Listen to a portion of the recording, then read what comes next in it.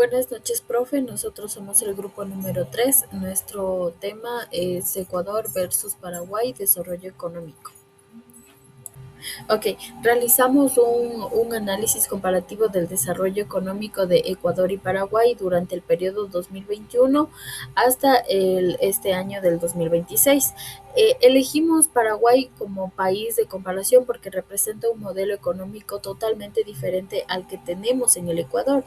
Es decir, que, por ejemplo, nosotros adoptamos la dolarización en el año 2000 y mantiene un alto gasto público que representa el 38.34% en su PIB, mientras que Paraguay conserva su moneda propia, el guaraní, y su gasto público es significativamente menor, con un 20.86% del PIB.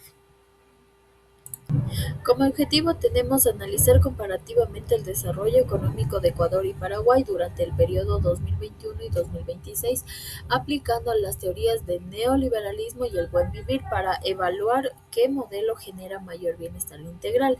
Ahora, tenemos el liberalismo y el libre comercio, el neoliberalismo y el ajuste estructural, en donde el liberalismo, los países deben especializarse según la ventaja comparativa. Paraguay aplica el modelo con baja presión fiscal del 14.5%, mientras que el Ecuador tiene una mayor intervención estatal con el IVA del 15%.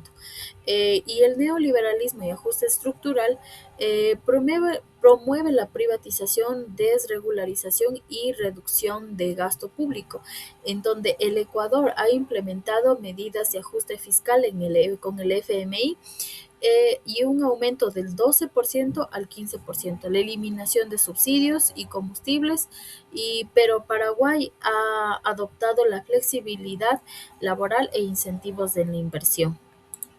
Por otra parte, tenemos el proteccionismo y el buen vivir, en donde el proteccionismo sostiene que es necesario proteger la industria nacional mediante aranceles. El Ecuador mantiene la protección del sector textil y agrícola, pero su enfoque principal de exportación es el banano, el petróleo y el camarón. Pero por otra parte, Paraguay es más abierto comercialmente, ya que mantiene aranceles en el sector estratégico.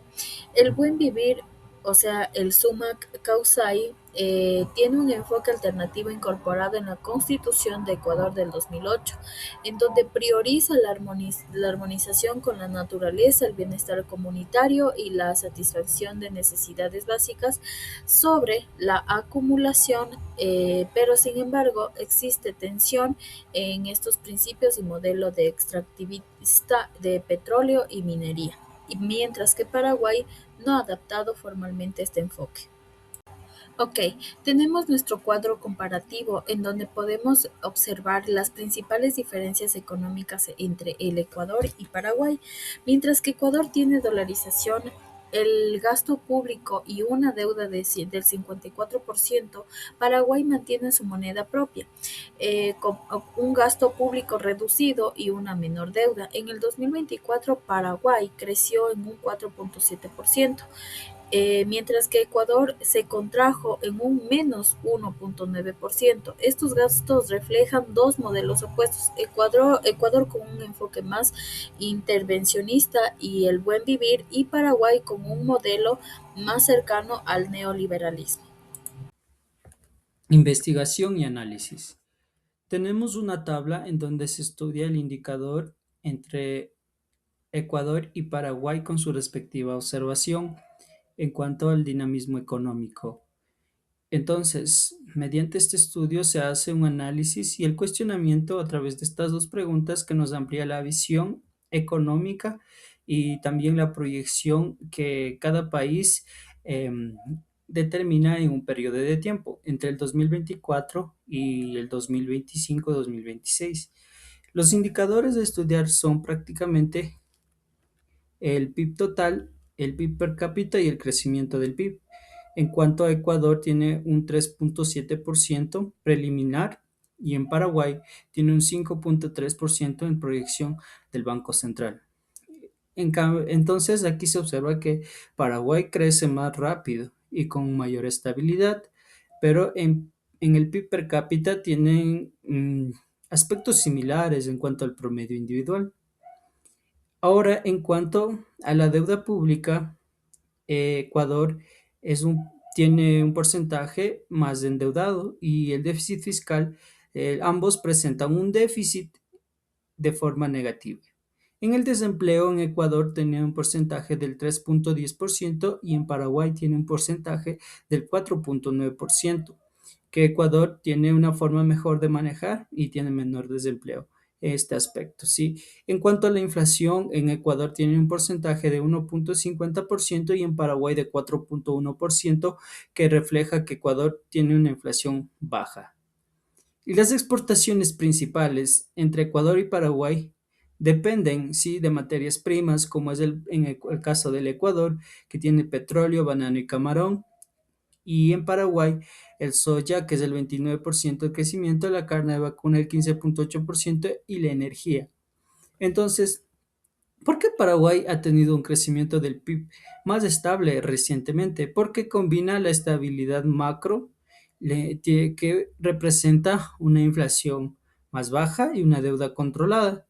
Sí, entonces, a través de esta deuda controlada, se ve que un sector agro y energético es muy fuerte en cuanto a lo que viene a ser producción, y estas reformas que aumentan la confianza en los inversionistas preservan mayor estabilidad en los precios, con un banco central que trabaja explícitamente para que la inflación se mantenga baja y predecible, llamado como también disciplina fiscal, que evita la crisis y la inflación, en este caso en Paraguay.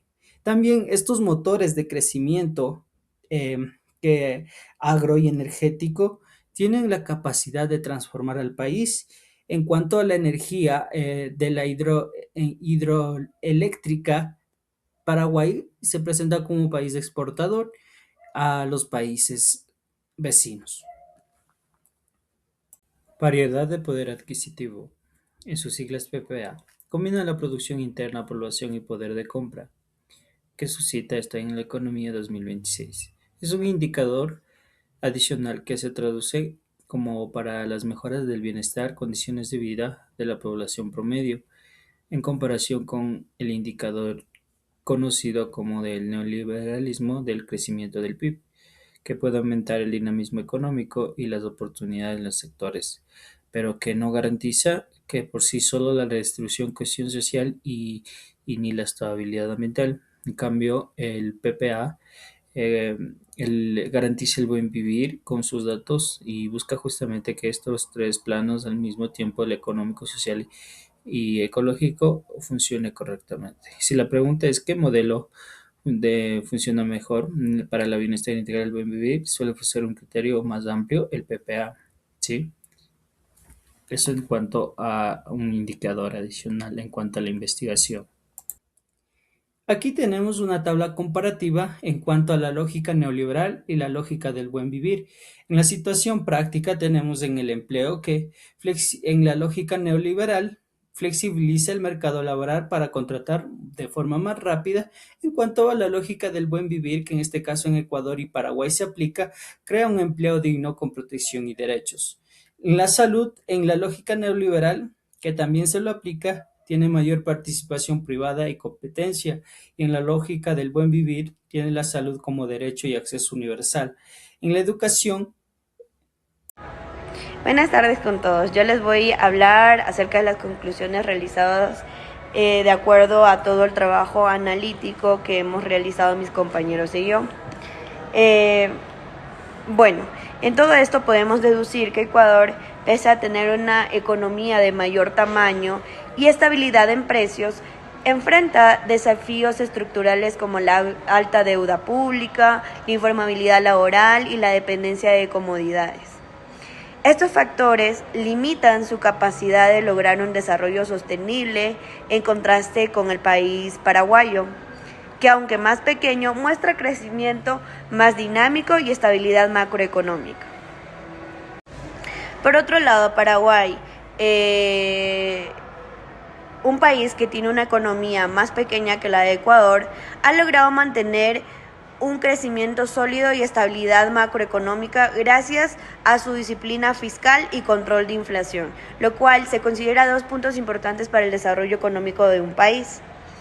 Sin embargo, su alta dependencia del agro y la energía lo hace vulnerable a factores externos, lo que plantea el reto de diversificar su estructura productiva para sostener el desarrollo a largo plazo.